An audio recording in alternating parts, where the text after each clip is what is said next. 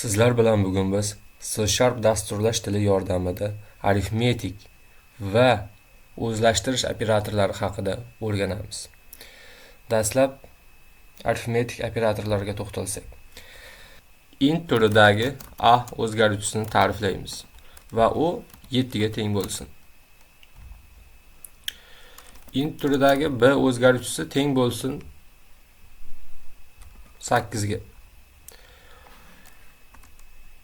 B o'zgaruvchisi ayni bir songa teng bo'lishi shart emas, balki b ning qiymati qandaydir ifodaga teng bo'lishi mumkin. Misol uchun a qo'shilgan 6. Ekranga chiqarib ko'radigan bo'lsam,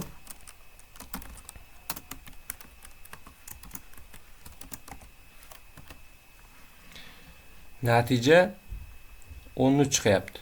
Nega? Chunki a o'zgaruvchisi 7 ga teng va a + 6 a 7 bo'lganligini hisobiga a o'zgaruvchisining joyiga uning qiymati keladi va natijada 7 + 6 shaklidagi ifoda paydo bo'ladi. Buning natijasi esa 13 ga teng. Shuni hisobiga ekranga 13 chiqyapti. Ya'ni birinchi arifmetik operatorimiz bu plus operatori ekan. Ya'ni chap va o'ng tomondagi operandlarni, ya'ni qiymatlarni yig'indisini topib beradi ekan. Keyingi operatorimiz bu minus. Minus operatori tabiiyki chap va o'ng operandlarni ayirmasini chiqaradi. Xuddi shunday ko'paytiruv va bo'luv ham bir xil. 7 bo'luv 6 ni ekranga chiqarib ko'ramiz. Ekranga chiqaradigan bo'lsam, negadir 1 chiqyapti. Nega? Chunki bo'luv belgisining chap va o'ng tomonidagi qiymatlar int turiga tegishli. Shuni hisobiga natija, ya'ni bo'linma ham int turida chiqishi kerak. 7 ni 6 ga butun bo'lishimiz kerak. Natija 1 ga teng bo'lyapti. Keling, 15 yozib ko'ramiz va 4 yozib ko'ramiz. U holda ekranga nima chiqishi kerak? Ekranga 3. Nega 3? Chunki 15 ni 4 ga butun bo'ladigan bo'lsak, natija 3 ga teng. Endi savol tug'iladi. Agarda menga 15 ni 4 ga butun emas, haqiqiy bo'lmoqchi bo'lsam, qanday qilaman? Buning uchun chap va o'ng tomondagi qiymatlardan kamida bittasi yoki ikkalasi ham haqiqiy turda, ya'ni double turida bo'lishi kerak. Agarda chap va o'ng tomondagi qiymatlardan biror bittasi haqiqiy turga tegishli bo'lsa, u holda natija ham haqiqiy turda, double turida bo'ladi. Va endi ekranga b o'zgaruvchisining qiymatini chiqarib ko'radigan bo'lsam, 3,75 chiqyapti. Keling, qaytarib olamiz. Demak, plus, minus, ko'paytiruv bu 3 ta operator ishlash jihatidan int va double turlar uchun bir xil ishlaydi. Faqatgina bo'lish operatori nisbatan farq qilishi mumkin. Ya'ni chap va o'ng tomondagi qiymatlarni butun yoki haqiqiyligiga qarab natija ham butun yoki haqiqiy chiqishi mumkin ekan. Bizda yana bitta operatorimiz bor. Bu operatorimiz foiz belgisi ko'rinishda, ammo foizni hisoblamaydi, balki chap tomondagi qiymatni o'ng tomondagi qiymatga bo'lgandagi qoldiqni hisoblab beradi. Keling, ishlatib ko'ramiz. Bo'luv belgisini almashtiramiz qoldiqli bo'lish amaliga va ishlatib ko'radigan bo'lsam, ekranga 3 chiqyapti. Nimani hisobiga? Bu 15 ni 4 ga bo'lmayapti, balki 15 ni 4 ga bo'lgandagi qoldiqni chiqaryapti. Agarda mana shu joyda 10 bo'lganda edi va ishlatib ko'radigan bo'lsam, 5, 15 ni 10 ga qoldiqli bo'lsam, u holda natija 5 ga teng bo'ladi ekan. Agar butun bo'lish bo'lganida edi, tabiiyki natija 1. Qiymatlardan kamida bittasi haqiqiy son turida bo'lganda edi, u holda natija 1,5. Asosiy arifmetik amallarimiz 5 ta ekan. Keling, keyingi operatorlar bilan tanishamiz. Keyingi operatorlar bu assignment operatorlar deyiladi. Qiymat beruvchi, o'zlashtiruvchi, qiymat tayinlovchi deb tarjima qilsak bo'ladi. Va biz bu operatorlarni o'zlashtirish operatorlari deb ataymiz. Yuqoridagi operatorlar arifmetik,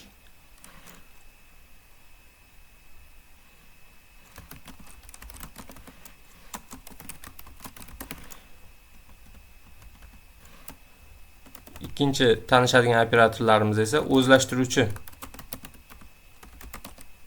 yoki o'zlashtirish operatori.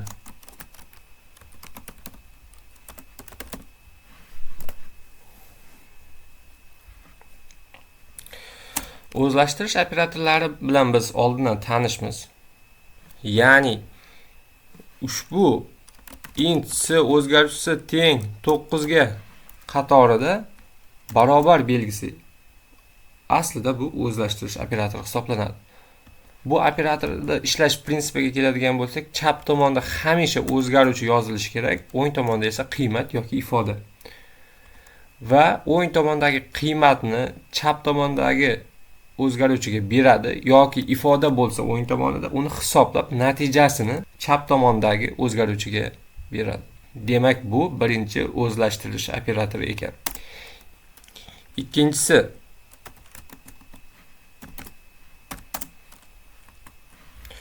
ikkinchi o'zlashtirish operatori qo'shish operatori va o'zlashtirish operatorlari kombinatsiyasidan tashkil topgan bo'lib, buning ma'nosi s o'zgaruvchisining qiymati 10 taga oshsin.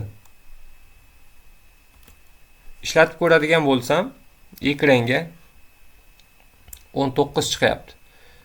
1.5 ga e'tibor bermaymiz. Bu 1.5 4-qatordagi write line b dan. Keling, buni ishlab ketmasligi uchun kommentariy sifatida yozib qo'yamiz ushbu qatorni.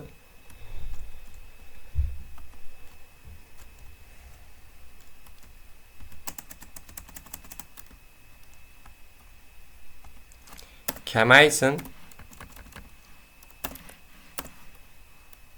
2 ga. Ishlatib ko'radigan bo'lsam, ekranga 7 chiqyapti. Nega? Chunki s o'zgaruvchisining qiymati 9 ga teng va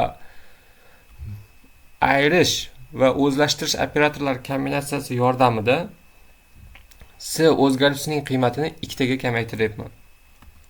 Va xuddi shu operatorni ko'paytirish va o'zlashtirish operatorlari holatida ham yozishim mumkin. U holda natija teng bo'ladi 18 ga. Ya'ni 2 barobar qiymat oshyapti. Yoki 2 barobar kamaysin. E'tibor beramiz, nima uchun 4 chiqyapti? Chunki aslida bo'luv belgisini chap tomonda c o'zgaruvchisi bor va c o'zgaruvchisining qiymati 9 ga teng. O'ng tomonida esa 2. 9 ni 2 ga bo'lyapmiz. Butun bo'lyapmiz. Butun bo'lishda natija hamisha butun bo'lishi kerak. Shuni hisobiga 4 chiqyapti. Agarda 2 emas, 2.0 ko'rinishida bo'lganda edi va xatolikni yo'q qilish uchun ma'lumot turini double holatda e'lon qilsam, u holda natija 4.5 ga teng bo'ladi ekan. Demak, o'zlashtirish operatorlari bilan tanishib chiqdik. Keyingi operatorimiz qoldiqli bo'lish va o'zlashtirish operatorlari kombinatsiyasidan tashkil topgan. Ishlatib ko'radigan bo'lsam, dasturda ekranga 1 chiqyapti. Nima uchun? Chunki 9 ni 2 ga bo'lgandagi qoldiqni chiqaryapti. Agarda bu teng bo'lganda edi 6 ga va ishlatib ko'radigan bo'lsam, u holda ekranga chiqishi kerak 3. Chunki 9 da 6 ga bo'lganda qoldiq 3 ga teng. Demak, takrorlab olamiz. O'zlashtirish operatorlari plus barobar, minus barobar, ko'paytiruv barobar, bo'luv barobar va qoldiqli bo'lish barobar ekan. Arifmetik operatorlar esa